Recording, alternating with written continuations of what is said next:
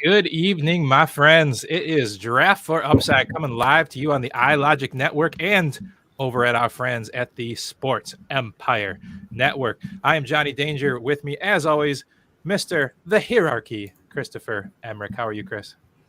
Hey, look, I'm doing good. I'm ready to chop it up with you guys. And then afterwards, anybody that wants some League of Legends advice, go over to my Twitter or my YouTube. It'll be on this one as well. Hey, it's the Shark Cove back for Worlds. I dig it. And special guests with us tonight. We've got two of them. We got Coach White over from drroto.com and Jayson Braddock, of course, from the Houston Football Show every Tuesday night. How are you guys? Doing good. Appreciate you guys having me on. It's been a while since I've seen Chris. Looks like the shipments of steroids have really picked back up. No, I'm just kidding. Chris, you look great, man. I've been seeing all these guys late 20s, early 30s here lately that just have put on muscle. Is there a new secret or is there just a fitness craze going on? I don't know, man. I'm in my late 30s, so you just gotta have the genetics and eat the protein and lift the weights. Nice. And, Coach White, man, your hair, brother, it's looking glorious. Oh, yeah, man. Rocking the flow. I like it. Thanks, man. I appreciate it. Dig it. Hey, we're going to get into the whole main slate, a little way too early look on this, what we used to call first sip. And before we do that, though, Coach, who you got for me on PGA tomorrow? Who you got for me? I'm out, man. I'm out of the PGA game. Oh, to be honest. You're out. I have not done a single thing of research. I am 100% locked in on college football. All right. You just gotta stick to. I'll check back in February. How's that? There you go. That's a better. I dig it. Well, I just want everybody to know that you turned my $12 into $100 on college football on Saturday. I appreciate you. Of course, man. Thanks for tailing me. Yeah, make sure you get over there to drroto.com and check out his stuff. All right, buddies, let's get into this. Since we've got Jayson here, honorary D4U member, let's go ahead and start in his neck of the woods. Let's take the LA Chargers going into Houston. We got a 44-point spread. We got the Chargers 5.5 favorites. Jayson, your co-host last night said Houston's going to win this on the money line. Is he crazy? Is he a crazy man? I don't think he's crazy. I understand where he's coming from with the pick. It's just, the Texans have been ahead by after halftime, or going into halftime, or even after the third quarter in all three of these games, and they're sitting there at 0-2-1. So my take on it is that we've seen who they are. The saying, when people show you who they are, believe them. And through 3 weeks, they've consistently showed who they are. He's buying in that they're finally picking up on not just words, but in the practice, going to clean up the missed tackles. And I know there's a lot of injuries also as well for the Chargers at key positions with Joey Bosa, the left tackle with Sean Slater, both going on IR.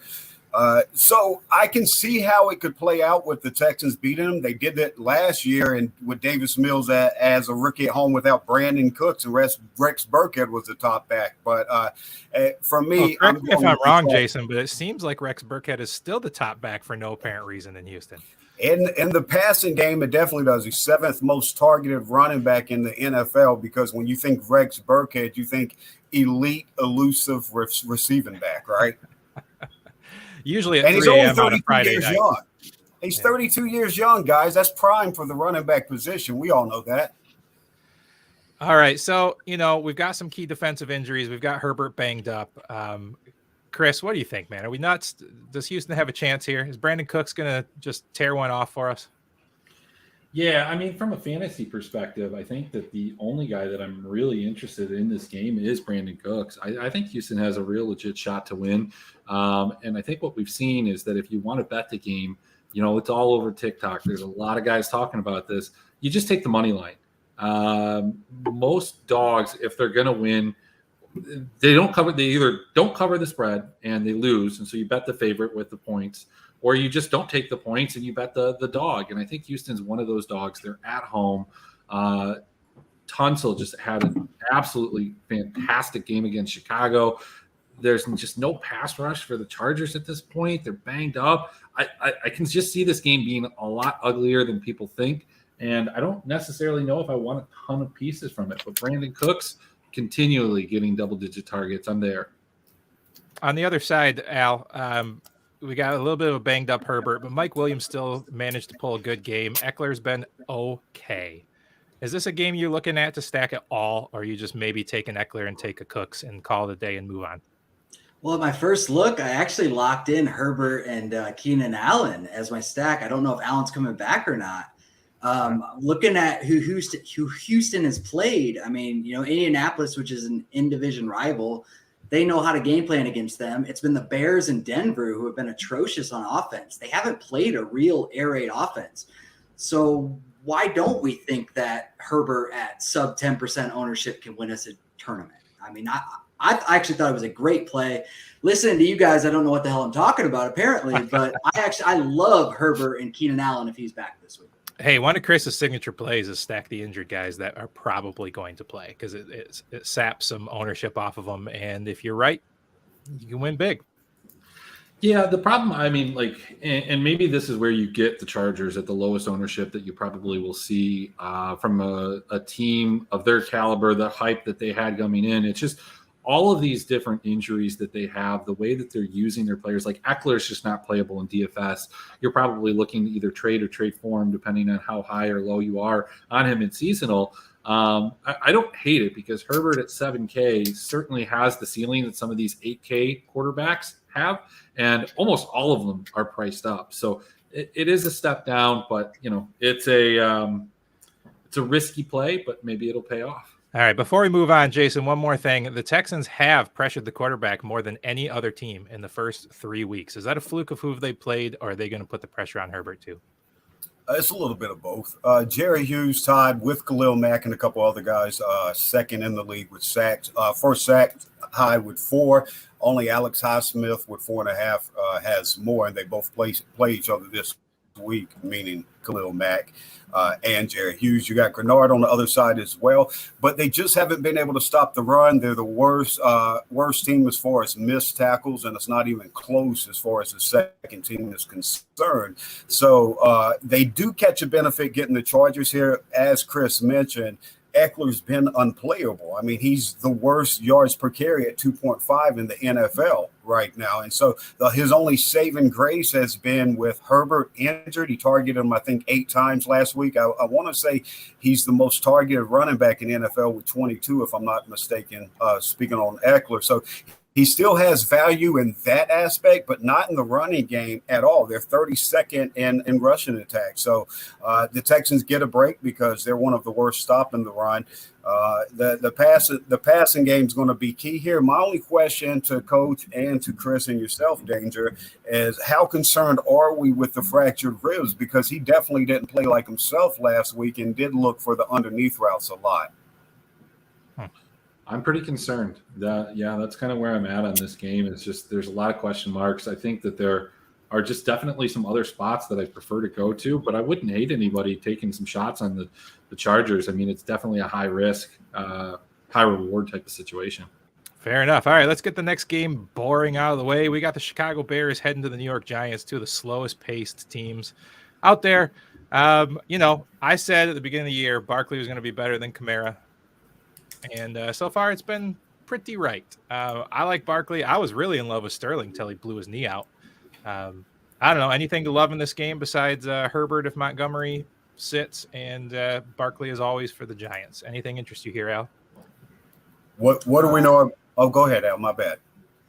Well, no, I mean, do we know if Kadarius Toney's going to play? Because, I mean, that's where the targets go, right? They can't trust Galladay. He can't separate. He's dropping passes in the open field. I mean, at 4,100, Toney, even if he gets 6 targets, catches 5 of them for 40 yards and a touchdown, you're hitting value. That's not what you want in a tournament necessarily.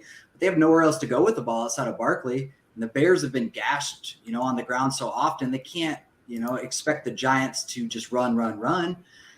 Maybe that's what the Giants want to do at the end of the day, but I mean, Chicago's good enough to stop a ground game if they know that's what's coming. It's just, I don't really know where to go. This is an ugly game. It's kind of one of those games I kind of just cross off. But if I'm looking for value anywhere, it's Kadarius Toney if he suits up. Fair enough, Jason. Bellinger.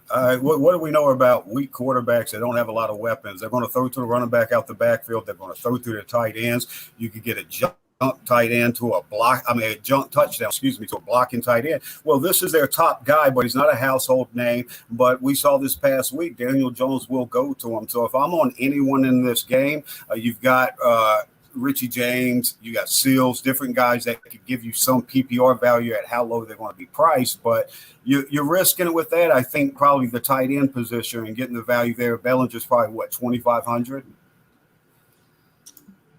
He is 2,800. Okay, 2,800. Well, do you know Chris likes his cheap tight ends, or at least he had the first 3 weeks, but Granson hasn't come through on yet. Are you on Bellinger at all? I was on Bellinger in week 1, and he didn't come through that week. But, yeah, look, I think the only plays that I would even remotely consider would be Bellinger and maybe Richie James. I like Toney too, but even if Toney plays, how long does he play? He's a guy like Sterling Shepard that just gets hurt consistently. I mean, the guy has been hurt more his NFL career than probably more than the Chicago Bears have attempted passes. So I'm just not there. I'm not there in this game. It's a 39 total. It's ugly. Probably better places. I can agree with that. Is one of the better places the Seattle Seahawks coming to Detroit? Is this a bounce back win for Detroit? They have put up third most points in the league so far. Swift probably going to miss the game, right? Jamal Williams steps right in. St. Brown get hurt too, a little dinged up or not? Yes, all three. They've got 3 wide receivers that were either limited or didn't practice today, and St. Brown, Josh Reynolds, and I don't know if it's Chark or not, but yeah. So I mean, if you're on, and then even Hawkinson at tight end is banged up and didn't practice today. So yeah, another thing like the Giants, if you're on the Lions at all, I think you're going cheap. Yeah, I'm a little concerned here. I mean, the Seahawks looked like they were kind of putting it together. Lockett's having a good connection with Geno Smith, and I'm made several bets the Lions wouldn't win more than 6 games. So I kind of need a home loss here. Chris, what do you think? Yeah, I think the Lions are going to win this game, but I don't think it's going to be it's not going to be one that gets you a ton of fantasy love. I mean, Jamal Williams is going to be massive chalk, but I mean, I've got him projected around 25% right now, and I don't know if I really want that. Man, it's tough. I mean, he's done well outside of in the role that he has and vulturing a couple touchdowns, but I think we saw a couple times last year, pre-Green Bay days, there were a couple games where without Aaron Jones, he showed he could be an RB1. But in Detroit, that just necessarily hasn't been the case. He's priced up to 6,100. I'd love to play Amon-Ra St. Brown if he's playing. I was the biggest Tyler Lockett guy in the preseason shows that we did. And yeah, I mean, I might stick there. I might, because I think Metcalf is going to get the tougher matchup. And yeah, I think Tyler Lockett's my play here. I don't want to stack it though. No thanks. Oh, I think Tyler Lockett's going to find his way into a few lineups. Let's keep moving down the road. We've got the Jacksonville Jaguars and the Philadelphia Eagles, 2 kind of surprises on the year. The Philadelphia Eagles have been outstanding. The Jaguars have proven that they just needed to shed Urban Meyer. Where are you going here, Al? You still on the James Robinson train? I don't see why not. I mean, James Robinson has been elite production like he was 2 years ago. He's busting off 35-plus yard runs in multiple games this season. He's seeing receptions out of the backfield. Obviously, it's a little bit scary because ETN is bound to burst one of these games. But 6,400, if we get Jamal Williams at 25% ownership, I will 100% play James Robinson over him at $300 more. And we're looking at maybe 8 to 12% ownership there. What do we think? No, he's gonna be sub 5, sub 1, maybe. James Robinson's not going to be owned. I guess the concern I have with James Robinson is that the Jaguars have seen a lot of positive game scripts, probably more than they've seen in quite a few years. And I don't know if that they're going to get that same positive game script going into Philadelphia against this high-powered offense. So I think that this could be a time to pivot over to ETN. And I think you're going to hear that chatter in the industry. I feel like that. Look, there's a lot of people out here that love ETN. I've been told that he was really good for a long time. I just don't know if that's the case or if it's going to translate. And this has got to be that game for him.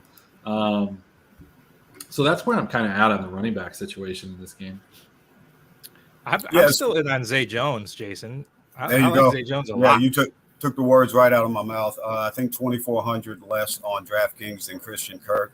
I want to say Kirk's at 6,600. Zay Jones at 4,200. Darius Slay, I don't think he practiced today. He's banged up. That'd be a break for Jacksonville, but I hope he plays because I think he would take more of the reps against Christian Kirk, and that would just be even more advantageous for Zay Jones. But I love the value here at 4,200. Chance to get double-digit targets again. Yeah, quite frankly, I think you could play both. I think you could play both of them with Trevor Lawrence or with Jalen Hurts, and then run it back with either Devontae Smith coming in around 8% ownership or A.J. Brown right now looking at 18% ownership.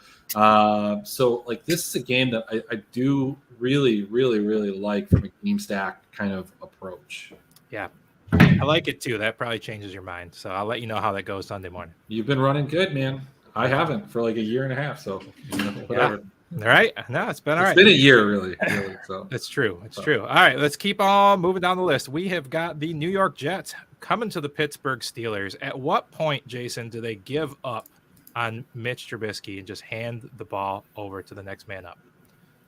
I mean, obviously, I don't think they buy into Kenny Pickett as being the guy so much to the point that you've got to throw him in there. So they're going to keep trotting Trubisky out there until it gets to the point where it's just like, hey, at this point, what do you have to lose? Najee Harris is worse in the league right now in yards per touch from scrimmage.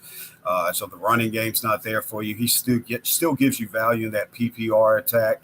George Pickens, just by the explosive plays that he can give you, he's still going to make those rookie mistakes. He can always have a game where he just explodes on the scene here.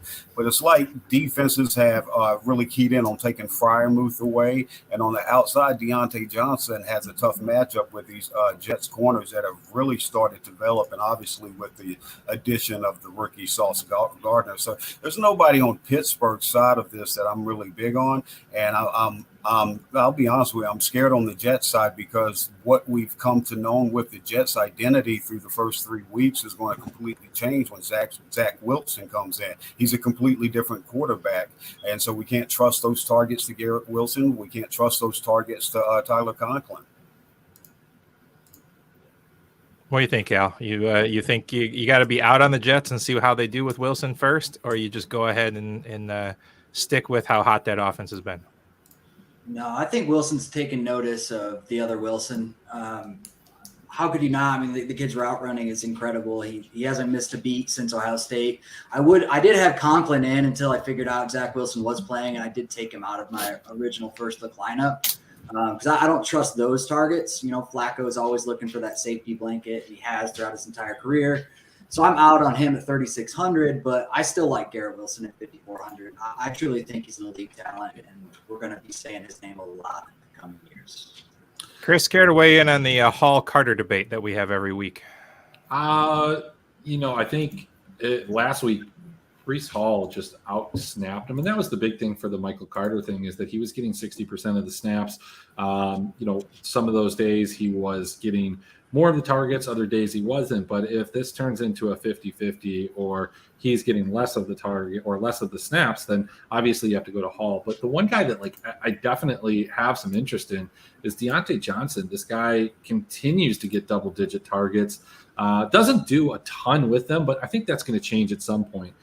12, 10, and 11, 7, 6, and 8 for 55, 57, and 84. A touchdown is on the horizon for a guy with this type of volume. And at 6K, you're not seeing a lot of guys that just have that level of market share within their offense. problem, of course, is that both of these offenses aren't one that you want to be in the market for. Jayson, since you do the cornerback wide receiver matchup for Dr. Roto, do you know if Sauce Gardner travels with the number one? Because he locked down Jamar Chase last week. Yeah, I'll look into it. I'm writing it tomorrow for this week's article, but just right off the top of my head, I'm not sure what percentages DJ's playing on one side and Sauce on the other side, but DJ Reed has really come on as a talented corner in the NFL. So the Jets are really starting to piece together their secondary. And then one more question on this. So I'm kind of interested in Claypool, and I don't like him just in general. I don't think he's that talented, but the Jets have been gashed through the slot. So did Amari Cooper, when he was playing for Cleveland, did he line up in the slot at all? Do you know during that game? In the Cleveland game, did Amari Cooper line up in the slot? Yeah, he took percentages. I don't know right off what the percentages are. Excuse me. I can include in that article tomorrow and everything, but I'm not sure right off. But as far as the Steelers receivers, they move around quite a bit as well. So, Chris's point about Deontay Johnson's targets, they can get them into advantageous matchups. If you're playing upside there and taking the risk reward, then I think, George Pickens, obviously only 3 catches on 7 targets last week, but those targets are going to continue to come in because in an offense that lacks any explosion, he's that one weapon. Yeah, the reason I asked is because Tyler Boyd and Devin Duvernay both line up in the slot, and they tore up the Jets, both those wide receivers. So, I mean, at 4,700, Claypool could end up being the guy that pulls down 1 or 2, and this is the game everybody's beating themselves up on. They jump on him next week, and he doesn't do a damn thing like Chase Claypool does. Yeah, I think I'd rather Elijah Moore at 4,800 than Claypool at 47 in the same game. But I see the reasoning and rationale you have. Yeah, I lean towards Chris on this as far as that connection that Zach Wilson hasn't played a regular season game with Garrett Wilson. So, I mean, he's got the chemistry's real in football and in all of sports. He's got that. He's coming back in with that rapport built with Corey Davis and even more so to Elijah Moore. So, between that conversation, I'd feel more comfortable. I see your point. I think Boyd only had 5 targets last week and did big things with it. You would need Claypool to do big things because I think each week he only has 6 targets. It's not going up or down, so his role's his role. Sure. Yeah, and I guess, I mean, if you're playing guys like Zay Jones and you're going to play like a Mac Hollins if Renfro is still out, and I don't know what the deal is with him, you've got some value built in there. But since we just dogged on Claypool, just, book it. Let's say he's going to score a touchdown now because that's just how it goes, right? Nice. That's how it plays out. That's right. All right, guys, let's keep going on. We've got the Cleveland Browns heading to the Falcons. We got 49 points, pretty respectable here. Basically a toss-up between the Browns and the Falcons. A couple of questions here for me. One, the Falcons are one of the worst tackling teams. Chubb is one of the best at yards after the first contact. I think this is a Chubb game for me. Also, on the other side, what the hell is up with Cordell Patterson being completely missing from the passing game? I mean, did they need him in the passing game last week? He gashed him. He had like 9 first downs for 141 yards and a touchdown. He's going to run the ball like that. You don't really need him to play in the passing game.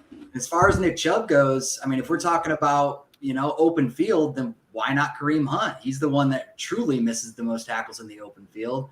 And I feel like this is the week everybody wants to pay up for Chubb, and Kareem Hunt has very similar upside and just as many chances to score touchdowns as Chubb. And I'll take that $1,900 discount because running back, if you're paying up the past few weeks, you've been shot. It's not zero RB has been ruling this season. Yeah. So, I mean, if people truly do believe in Chubb, which I do, I think he's incredible. I think he's actually truly one of the best well-rounded running backs in the entire league. But, I mean, Kareem Hunt gets just as many opportunities.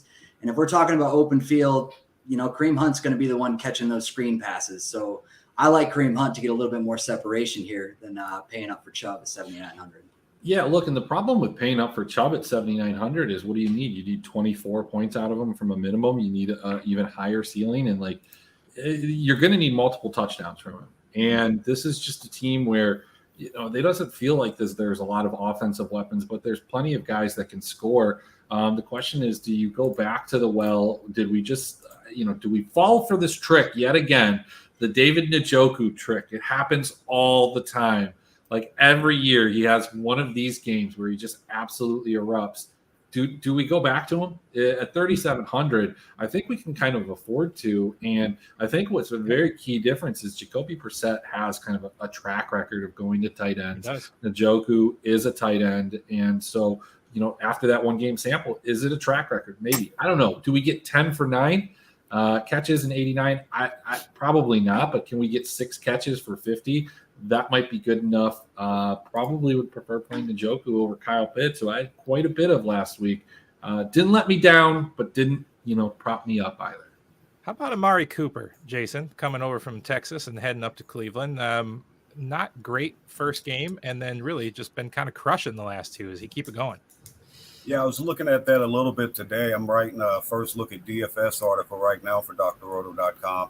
And I was looking at that because of the volume last 2 weeks. I like Atlanta's outside cornerback. So I don't like, and I mean, this isn't for the corner receiver article, but it does stick out to me here. So Chris brought it up perfectly. I really don't have too much to add to it. I'm on Njoku this week, and I know it could be fool's gold, but I'm buying in on Brissett going to the tight end. I'm buying into a lot of the targets being there, and I think Atlanta's corners can really limit Amari Cooper, and his volume should be down. Donovan Peoples-Jones hasn't really done much the last couple of weeks.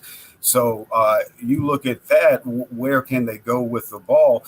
I like Nick Chubb. I understand Chris brings up an excellent point when you talk about cost to play and what he's going to have to produce. I do like Nick Chubb, but his point is excellent, and you blend it in with Coach. As far as what Al's saying, Kareem's getting double-digit carries every week. Now, Chubb's obviously doing more with those carries, but they're not going to overwork them. So whether it's a blowout or not, they're not going to give them that extra work. So I don't think you're going to get that return on investment at that price point for both reasons stated by Al and Chris. And both of these wide or running backs are not going to be owned from an early cast of projections here. The one guy that we kind of glossed over that I really do like, Danger. What about your boy Drake London? It's not my boy. I know it's not your boy. Wish he was my boy. I don't know. I think he's a good play. I think this is an interesting game. I think this is a game I do believe can absolutely blow up. The curiosity, well, he's on it. And the dog agrees with me. Yeah, exactly. The curiosity on this comes from where we started the conversation, Cordell Patterson. He didn't practice today. And so if he misses, I don't know how serious it is. It's so early in the week. But if he misses this game, the rookie Tyler Algier, he's already getting double-digit carries. So if Cordero's out of it, and he's already getting a couple of targets a game as well too, he's so undervalued because, on DraftKings, they typically don't boost that price point up or jump it up drastically until after the production. So if CP's out, Tyler Algier could be the play in this game. I agree. Danger, can we talk about like a game with like some good offenses and sure, absolutely. Let's go right to the Tennessee Titans and the Indianapolis Colts. Oh, nice. All right, these teams could be so bad. Could they just fumble over each other and put up 35 points each? Well, here's my thing. I'll jump in first so Al and Chris can boom me and tell me how dumb I am on this one because I like a stack in this one. Matt Ryan goes heavy towards his number one wide receiver. He can get you 2 touchdowns. Tennessee Titans cornerbacks are banged up. Their top one, Kristen Fulton, I don't know if he's back 100% healthy or not. But after that, even with the high, using first-round picks and high picks on cornerbacks, they don't have the talent right now. They're not developed to the point to really lock these guys down. So Matt Ryan's going to feed Michael Pittman. That's the stack I'm on. And then the rookie, Alec Pierce, for only $3,900, dropped a touchdown week 1, looked like a rookie. Last week came back, got more volume. His role is going to increase this week too. And at $3,900, I like that stack. I don't hate that. What I would say is the one thing that you like, how does that not work and how does it work? And Jonathan Taylor gets his. So Jonathan Taylor's coming in at sub 10% ownership. Obviously had a really disappointing first couple of games. And he's injured. Well, let's assume he's good. Let's assume he's good. He's at home. They are favorites. Tennessee has looked at times like one of the worst teams in the league, specifically on the road. I think Jonathan Taylor, even if Pittman gets him down inside the 5, and I guess what you want to go back and look at is, you're right. Tennessee's corners have given up a ton of points, touchdowns, receptions, yards, everything to opposing wide receivers. But where are those touchdowns coming from? And I can remember a couple of them because I watched them. It felt like they were kind of inside the 5, inside the 7, maybe even inside the 10. I don't know. But in that area, the green zone, as some would call it, that for Indianapolis feels like they might be giving a couple cracks to Jonathan Taylor. I would not be surprised if Jonathan Taylor scores those 3 touchdowns that we were hoping for Nick Chubb to score this week against Tennessee. Yeah, I mean, if I am going to pay up, like if it's between Chubb and Taylor, I know it's $900 difference, but I'm taking Taylor 10 out of 10 times. Last year, though, Titans did shut down Taylor, kept him to 70 yards and 64 in 2 separate games. I know it's a whole year ago, but, those in-division matchups, I struggle to play, those teams unless I know it's going to be high scoring. And these are just 2 offenses that are not very exciting. So in a divisional matchup with 2 non-exciting teams, I'm going to look elsewhere, especially if I'm essentially putting myself in crutches paying $8,800 for Jonathan Taylor. That forces me to pay down for people like Bellinger at $2,800, which might not be a bad play, but that's still, anything under $3K, you're really just crossing your fingers and hoping for a touchdown.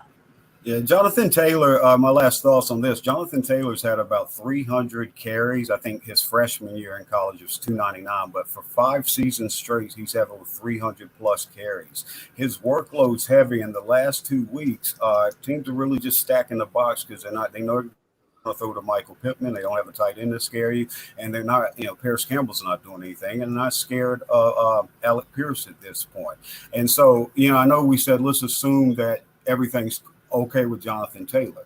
Well, let's assume that everything's not. And if he's injured and doesn't play, or if he goes in this game less than 100% and gets injured, who's their next back in line? One of the most targeted running backs in the NFL, and Nyheim Hines, who's not going to take 15-plus carries in a game. It's going to be a passing attack to Nyheim, to Pierce, to Pittman Jr. as well. So, or any point in between, getting value on Nyheim Hines' price, and you're getting value on Alec Pierce as well. And Matt Ryan's going to cost you what in DFS? $5,600 on DK? Yeah, I mean, I hear what you're saying, but I think that when you're looking at like a Nyheim Hines situation, I think that that's more suited towards like a player prop or a same game parlay than playing it like on DraftKings, because you plug them in at 4,700, you could that could just blow up your lineup. You're kind of hoping for a really weird set of circumstances, and if you do it in a same game parlay, sometimes you can get enough that what you're getting, it doesn't kill it. So like one of the same game parlays that I had last week that just barely missed is I had the over on Herbert's rushing yards, and that hit just so easily.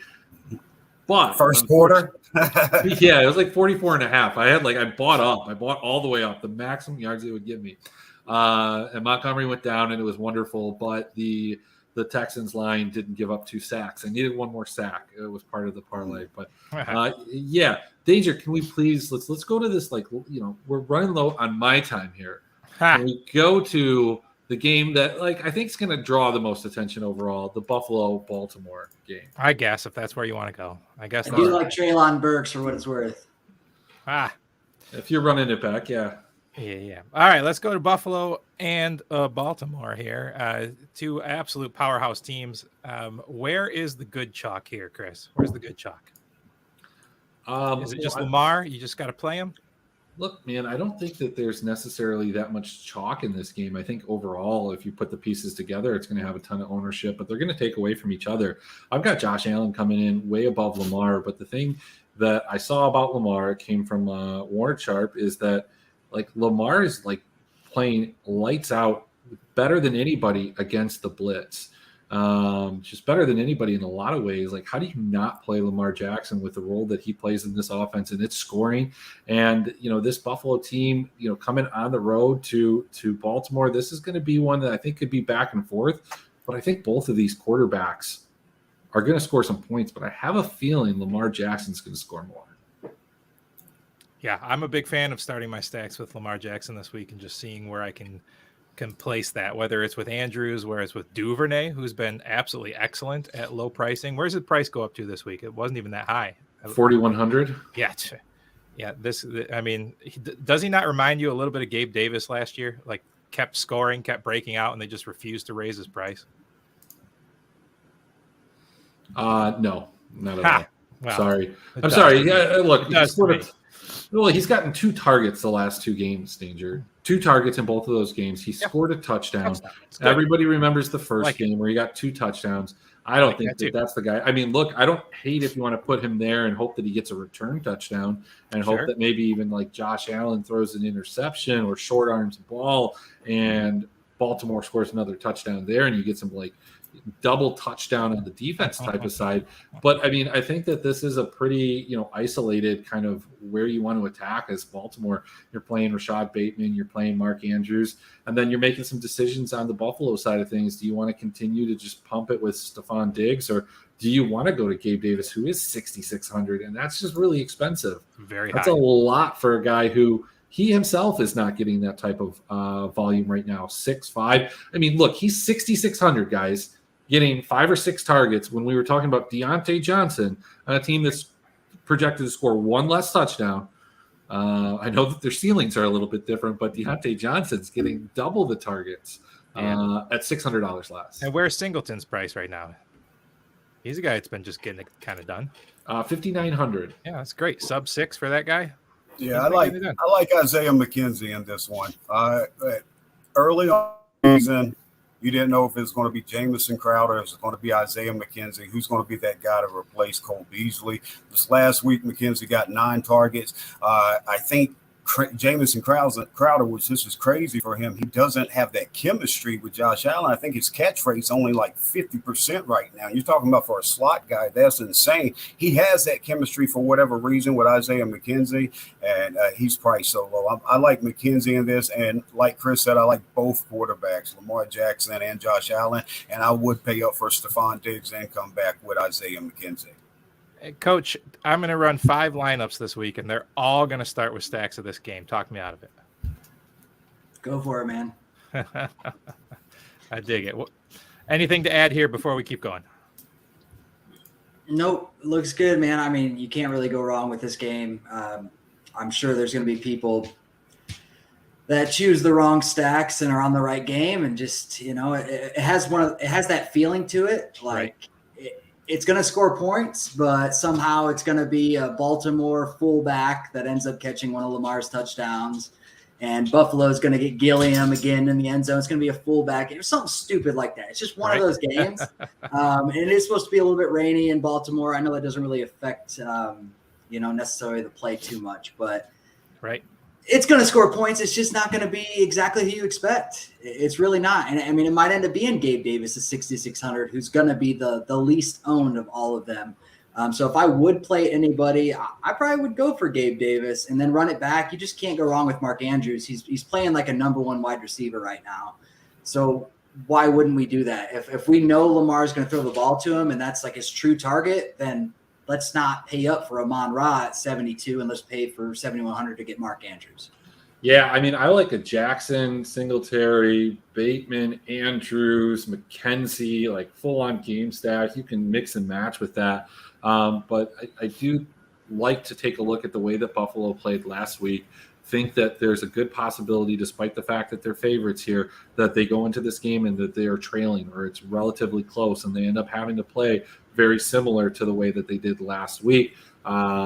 Only difference is, of course, Baltimore's secondary is not playing nearly as well as Miami's. But, look, they're good back there. They're NFL players. They've had time to shine, and they might shine this weekend. I think Baltimore wins this game. Yeah, I'm a little shocked that Buffalo is a 3-point favorite. So, Chris, to that point, if you do think that, Buffalo's playing from behind, kind of like they were last week, they did throw in James Cook and got him 5 targets. Any love for him at 4,600? It's not special, but like I'm saying, somebody weird's going to score, and it's probably going to pull from Singletary, and it could end up being the James Cook 1 touchdown from 4 receptions and 40 yards. No, I mean, I like Singletary at 5,900 still. I don't think that he's going to have a ton of ownership. If he can get 8 or 9 catches like he did last week and that type of – if I'm putting that together and that's what I'm thinking, That gets me almost 16 points and almost pays him off there. He's going to have those opportunities to score.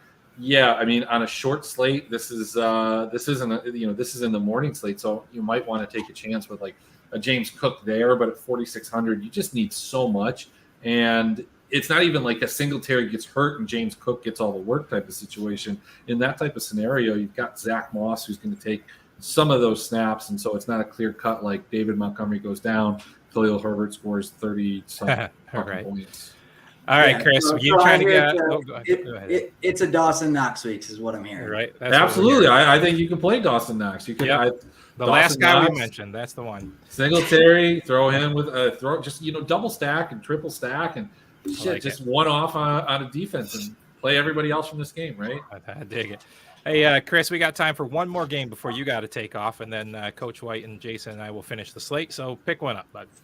Let's talk about the two teams that are probably more disappointing. One of them was just you could see it from a mile away. We've got the Las Vegas Raiders, who have not won, should have this team together. They have the weapons, but they stopped throwing it to Devontae Adams. I don't know what happened with the power of friendship. And speaking of stopping, this Broncos team looked like geniuses all of a sudden playing Javonte Williams. But Javonte and Devontae have not been the focal points of this offense, and that, my friends, is dangerous. True. Well done, Chris. I mean, you guys all saw the Russell Wilson sub commercial today, right? Okay, absolutely. It was really weird if you didn't, but I don't know, man. I don't know, man. I talked quite a lot in the preseason shows about how much I did not like Russell Wilson. I did not really like this offense, and I didn't really like this team. So far, I've been right. I also talked how much I loved the Las Vegas Raiders offense and how well they were going to do, and I have been very wrong.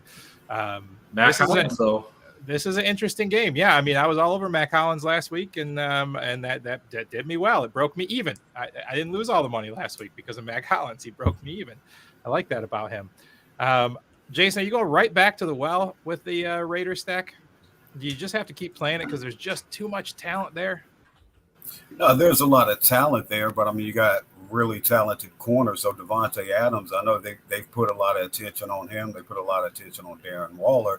Hunter Renfrow still's not back at practice today, working back from that concussion. So him missing will continue to give those volumes. But if he comes back, and Mac Hollins, that's going to heavily get eaten into there. I don't like the matchup outside for Devontae Adams. I mean, Devontae's Devontae. He's going to still get his production, but I don't like when you're talking about what you're going to have to pay up for on Devontae. And I think Mac Hollins probably have a lot of people on him because he's got close to 20 targets the last 2 weeks, if I'm not mistaken.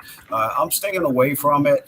I want to get on Josh Jacobs. I just don't think this is the week. Josh Jacobs has 7 broken tackles run up the middle. No other player in the league has more than 3. He's running physical. He's running hard. And if they were playing ahead from 10, 14 points, this is a guy that would get you multiple touchdowns and get you a 100-plus game. What if I told you that he's going to be one of the highest owned running backs on the day, like over 20%, just behind Jamal Williams? Does that change your opinion of definitely not wanting any of them? Yeah, I definitely don't want him. I didn't want to be on him before, but I'm surprised that the ownership would be that high because that Denver defense, the Denver offense outside of Cortland Sutton, it's the Denver offense that's not producing. The Denver defense is played, and that D coordinator, that's a smart dude. I think a lot of it comes from the fact that he's 5,500. It's a really palatable price. The other guys around there are in different situations or just even worse game situations. You've got guys like Ramondre Stevenson, who's probably the most popular in that price point, but 10-point dogs with an unclear quarterback situation on the road. He can definitely catch the balls, but that's his upside there. Other than that, you've got guys like Etienne, Hall, Dobbins, and other guys that just have a lot of questions around them, like Pierce or Herbert. So I think that's what's driving it up, is that he's one of the few guys that has a very clear role in the offense, and that there's not somebody coming to usurp him. But that's it for me, guys. I gotta go set up for the other show. It was great catching up with you guys. Have fun talking about those other games on the slate. All right, buddy. We'll see you, Chris. See you, Chris. All right, Coach. Are you sticking with Russ?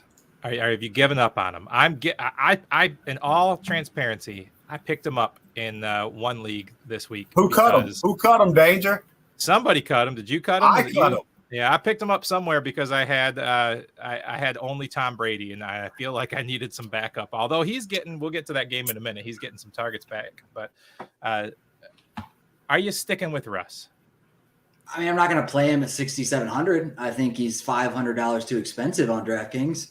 I would consider him at low 6,200, but if I'm playing Herbert, which I am at 7,100, I'm not touching Russ. So, but what I do like is Devontae Adams. I mean, he's matchup proof. I know Denver does have really good. I think is it Stingley, Derek Stingley Jr. Is that no, that's you're talking about Patrick Surtain. So he's going to get a heavy dose of Patrick Surtain. Correct. So Surtain, I mean, but who have they faced? If we really look at it, the number one wide receivers that Denver have played against are, let's see, 1 moment, please, hold, please. We're looking at Metcalf, who has Geno Smith throwing in the ball. We're looking at Brandon Cooks, who has Davis Mills throwing in the ball, and we're looking at Jimmy Garoppolo and probably Brandon Ayuk. Like, that's not Devontae Adams, period. 8,300 is a big price tag, but Devontae Adams is purely matchup proof. And Surtain, I think it's his sophomore year. Devontae Adams knows how to beat a sophomore, period. So 8,300, if we're talking, if we go back, does Carr know how to beat a sophomore? That's the problem.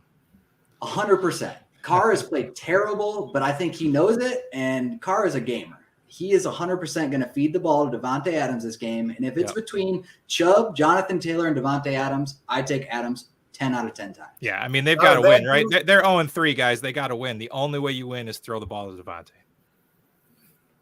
Out of that group, I would take Chubb this week. I like Chubb too, man. Not going to lie. So is there anything on the Denver side you like at all in this game? Or is it just Sutton? Can you play Javonte Williams? I like Sierra. Yeah. I think Javante's playable. I mean, this could be one of those games where we see him get, 6 targets out of the backfield and then finally find his 1 yard or 5 yard touchdown. And if we're lucky, he breaks off a 20-yarder. 6,600 is a fair price. Las Vegas hasn't played any great running backs yet, so I don't see any reason not to play Javonte outside of Denver not being able to move the ball. But if I think Devontae Adams plays well, Russell Wilson does know how to keep a game close. So if he has to air it out, he will air it out. He just hasn't needed to yet. They haven't played anybody truly competitive. Well, that's true. I thought maybe Jimmy Grapes was competitive for a minute, and then he Dan Orlovsky'd all over the place. I mean, Russ completed 45% of his passes against the Texans. So, I mean, Russ is ranking as one of the worst quarterbacks in the league right now. His only saving grace is Cortland Sutton. So if I'm on anything on Denver, it's going to be Cortland Sutton. The last 2 weeks, nobody else has been existent in the offense. He's got almost like 20 targets to Sutton. It's the only connection he has. So if I'm going anywhere on Denver's side of it, I'm going to go with Sutton on this game. I think that's the issue, though, is because Houston, like you said, they're the highest pass rush team in the league right now. Is that what you said, Jason? Highest pressuring team. Yep. Yeah. So, I mean, right now, Russell Wilson's trying to be this pocket passer, and that's not who he's been. He's made his big plays on rollouts, and that's where his struggle is until he figures out that he can't, just stay in the pocket with this terrible Denver line. Once he figures that out, maybe he's going to watch some game tape this week and realize that, hey, maybe if I do roll out, I can find Jerry Jeudy that can break free in the open field for that 70-yard touchdown. And I don't think Las Vegas is going to pressure enough. So I don't mind Russ this week. Let's put it that way. But I would 100% take Sutton over Jeudy if we're going for Denver wide receivers. You got it. All right, let's step back a minute. We skipped over 1 o'clock games because Chris wanted to move on to the Baltimore game. Let's get back and talk about the Washington Commanders and the Dallas Cowboys.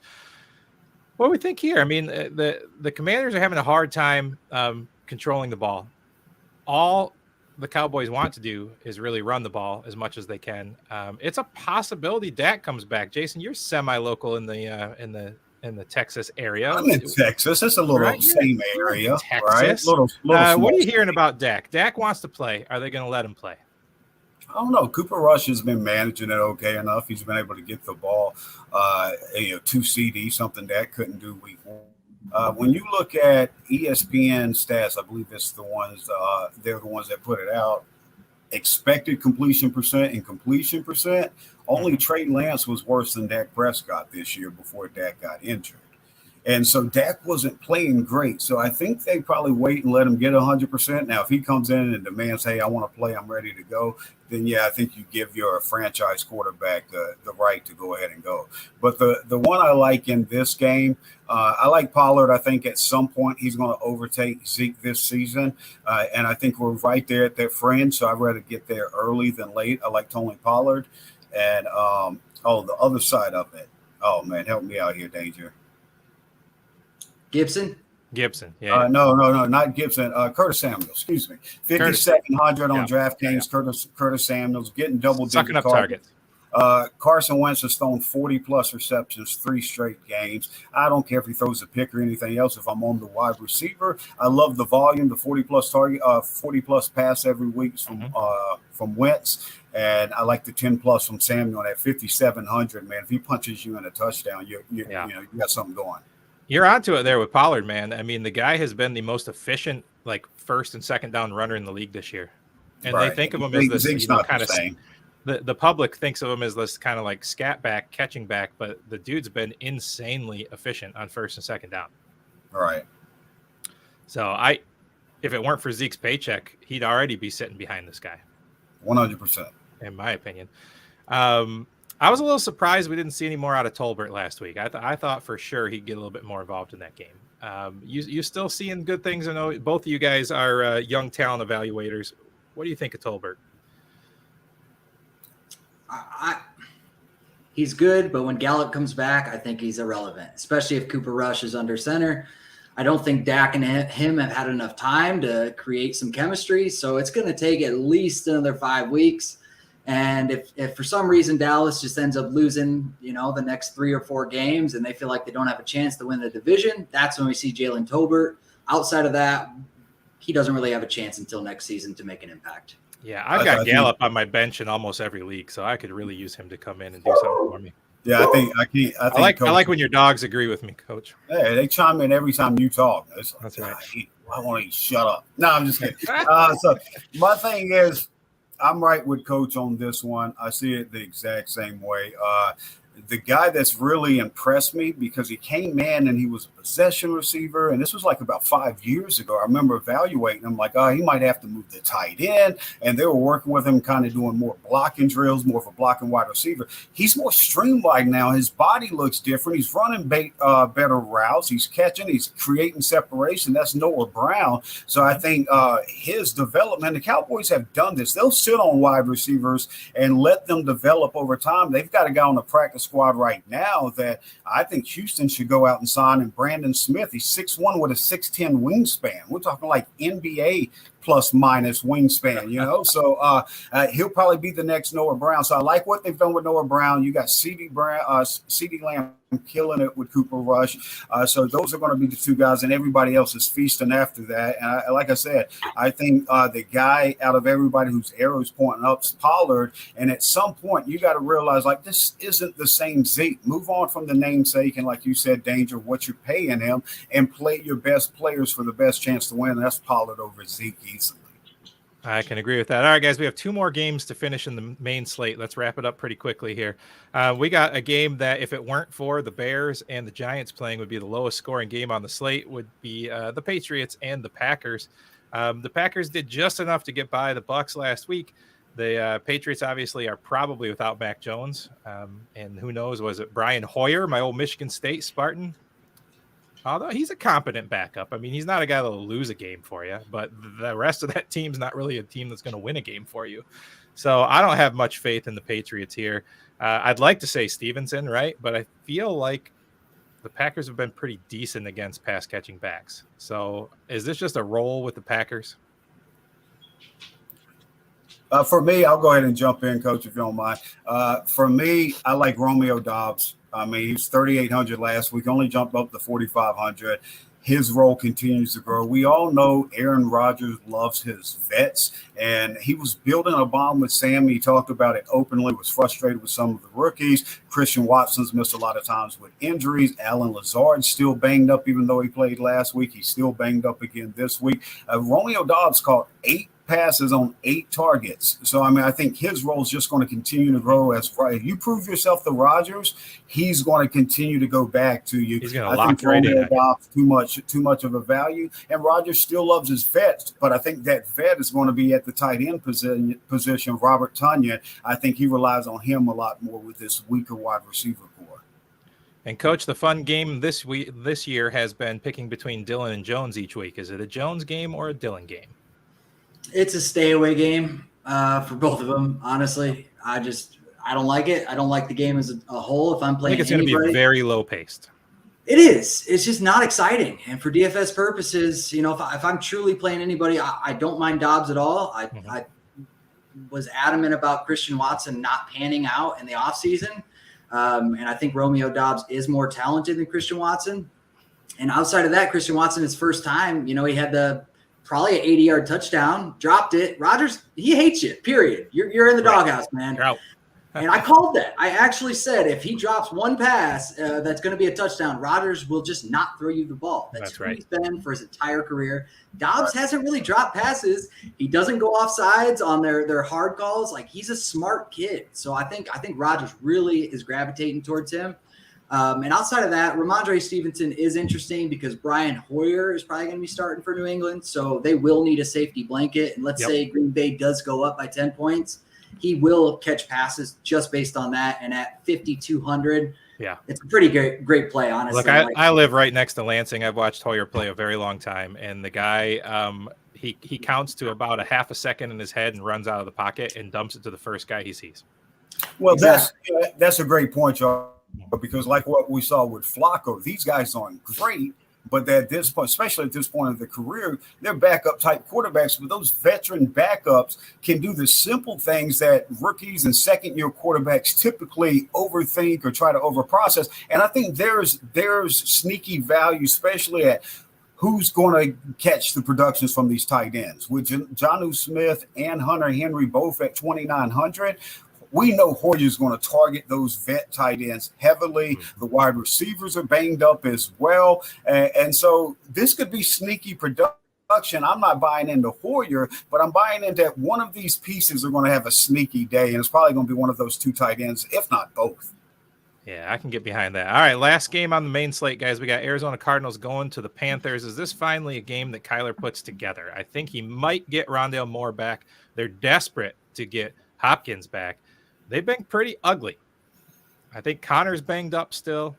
I don't know, man. I mean, I've got Kyler. I was kind of high on them this year. I was thinking that they would hold together the first few games of the year and be ready to get Hopkins back, but they've just kind of looked lost. Yeah, Panthers have been pretty good, honestly, in their secondary. They haven't played terrible on defense. I mean, their offense has been atrocious. So you know that Arizona is going to get a chance to throw a lot or run a lot, whatever they choose. They're going to have a ton of plays ran in this game. And Marquise Brown, I mean, they're just running slip screen after slip screen to the guy. 6,900 last week. I think he had 17 targets. You know, with their team banged up, if James Robinson is out, the targets are going to go back to him. Even if Rondale Moore does play. James Conner, I 100% believe that Marquise Brown sees another 12-target game. And if they're just running those quick screens, it doesn't matter how good your secondary is. Mm-hmm. As long as you have good blocking, you can turn those plays into 10 to 20-yard gains. And Jason, on the other side, we've got another injury to CMC. Yeah, Christian McCaffrey, we talk about it all the time last several years, ever since Le'Veon Bell, in Pittsburgh. Once you get that 400-plus touch season, it's all downhill from there. You've seen it with CMC. You've seen it with Derrick Henry now. It's just humans, even the most elite athletes, you know, the track record's there and shows you, you know, what's to come. Now, that being said, people want to look at Chuba Hubbard. I call him Chuba. That's funnier. And Deontay Foreman. And Hubbard, next to Rex Burkhead, was the worst running back of all 49 qualified running backs last year on yards per carry. Only Rex Burkhead was worse. Deontay Foreman stepped in with Derrick Henry. He's a volume guy. If Christian McCaffrey goes down like Derrick Henry did last year and McCaffrey misses time, Deontay Foreman is the guy I would want to see for Carolina. But we all remember on draft day that Matt Rule will make football decisions for one of 32 football organizations based on his wife's desire to have the guy on their fantasy team, I guess. Remember, he said his wife made him to draft Chuba Hubbard? Yeah, that was funny. And I mean, also Zach Ertz, like, he's seen 25 targets. Yeah, man. Ertz is my guy. Especially because you were talking about the injuries. Rondale Moore might be coming back, but Greg Deutsch, who's been a pivotal piece for them, he showed up on the injury report today. So there's so many guys down there. The only thing to worry about with Marquise Brown is if J.C. Horn mirrors or shadows him and he's 100% healthy, that could limit you to go there. But like Coach said, I mean, who else are you going to throw to at this point? Because even if Rondale Moore's coming back, especially with all the injuries at wide receiver, I seriously doubt he's 100%. Yeah, and I mean, right now it says Carolina ranks 8th against tight ends, but they played Cleveland, the Giants, and New Orleans. Outside of Njoku, who's had one big game like we talked about, who have they played at tight end? They're not ready to play Zach Ertz. I love him at 4,600. Fair enough. All right, guys, that was the main slate. If you care, we could do a very quick on Thursday night and Sunday night. I'm here, whatever you need. Get out of here. All right, so tomorrow night we've got the Dolphins and the Bengals playing. I was actually a little shocked to read that the Bengals were 4-point favorites at home because the Dolphins have just been explosive. But then I started kind of getting into it, and I actually submitted an article for the first time to DrOta.com because I wanted to talk about it. And I called it Bengals win.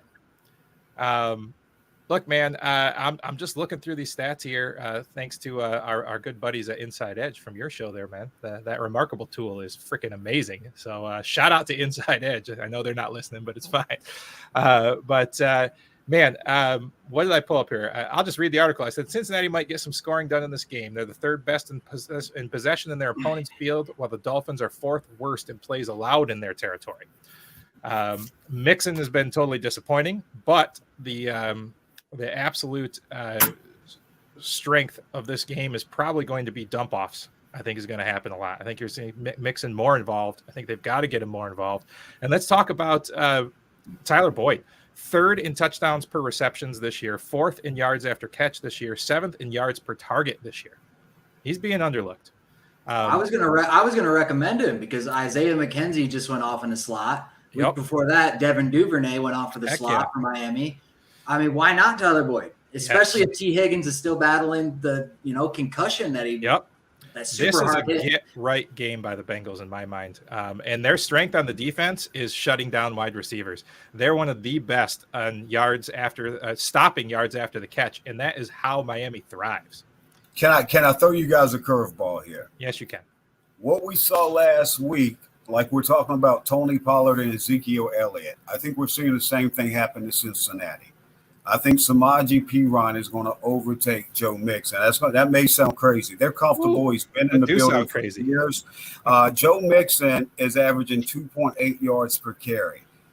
In every statistical category across the board, he's ranking poorly. He's also in the passing game. The catch rate's not there. He's only got like 13 receptions on 20 targets. The efficiency's not there. With Perine, who they're starting to get more involved, and I think he also got 5 targets week 1. He's caught 6 of 8. He's getting more yards per reception. They're comfortable with Samaje Perine there.